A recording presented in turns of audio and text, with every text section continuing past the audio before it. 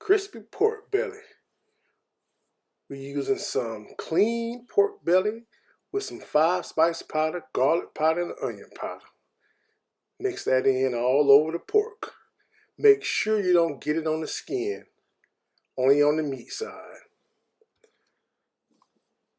All right, now, so we're going to parboil this in a pot of boiling water for about 20 minutes. After them 20 minutes, we're going to take it out and we're going to make a aluminum foil bolt. Shape of the pork belly, and we're going to poke that skin, make sure that skin dry.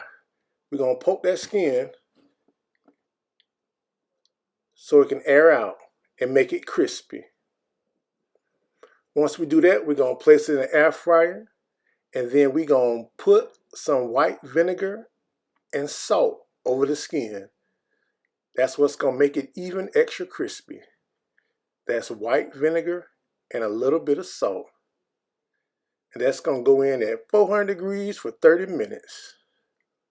There you have it. Crispy pork belly.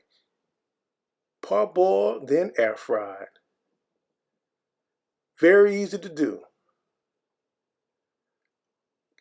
So crunchy and crispy.